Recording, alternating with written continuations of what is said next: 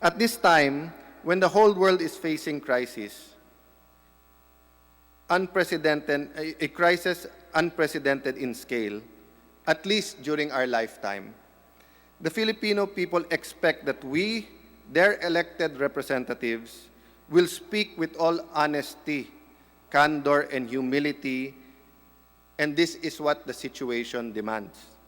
The enormity, the challenges, and the severity of the crisis we face require much faith, sacrifice, and hard work, not just from our leaders, but from each and every one of us. This is not the time to be unclear as to the intentions of this House of the People. Instead, we must speak frankly and truthfully, surely about our hopes and aspirations, but also, and perhaps more importantly, about our uncertainties and the fears that our people are facing. Let us not delude ourselves with the thought that Congress is primus inter pares, or the first among equals.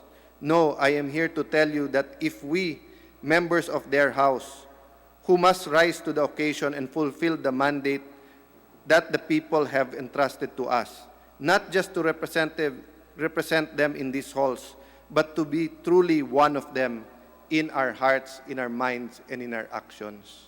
Di po pwedeng sabihin tayo ang VIP dahil tayo representante nila. Baliktad po. Sila po ang VIP at tayo po ang lalaban para sa kanilang interes. It is in this spirit that we need to move together as one nation, move faster, move united in our goal to protect the weakest among us and create a better way of life, a better way of life for all Filipinos, not just for the privileged, the rich, and the powerful. Right now, our greatest and most difficult task is to keep Filipinos safe and healthy while getting Filipinos back to work. Lives and livelihood. Buhay, kabuhayan. We need to build and retool those industries that have been gutted by this pandemic. And in this endeavor, the government will be playing a significant role. I propose we strengthen the agriculture, tourism, and manufacturing sectors, augmented by robust investment in infrastructure, all kinds of infrastructure, tourism-related infrastructure, agriculture-related infrastructure, infrastructure for education, for health, and of course for mobility. And of course, let's not forget, if this is an invisible enemy, there's also an invisible or not visible infrastructure, the infrastructure for the digital world. This can be the primary source of employment and growth, especially in rural areas. Let us take this opportunity to bring our kababayans home, not in boxes, but as the conquering heroes that they are. Properly supported and given the right opportunities, these returning OFWs will form the first wave of our offensive in the countryside.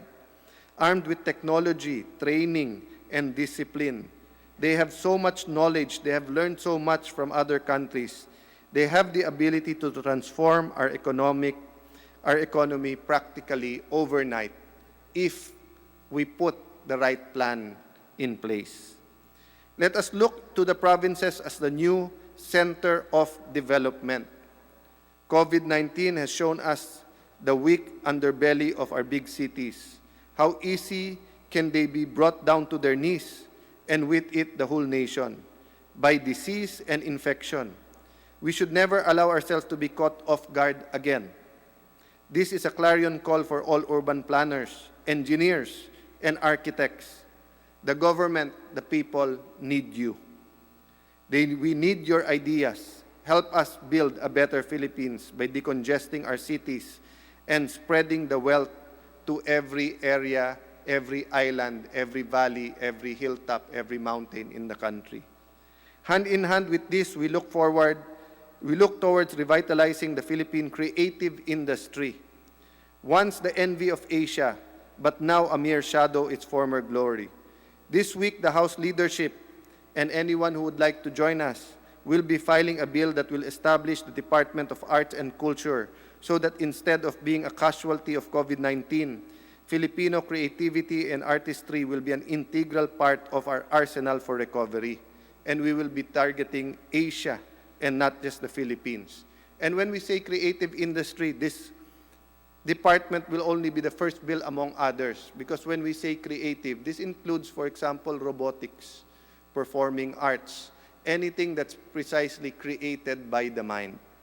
We must approach this problem and prepare as if we are at war, which to a large extent we are, not with a foreign aggressor, not with a local insurgency, but with an unseen enemy that shows no mercy, gives no quarter, and takes no prisoner.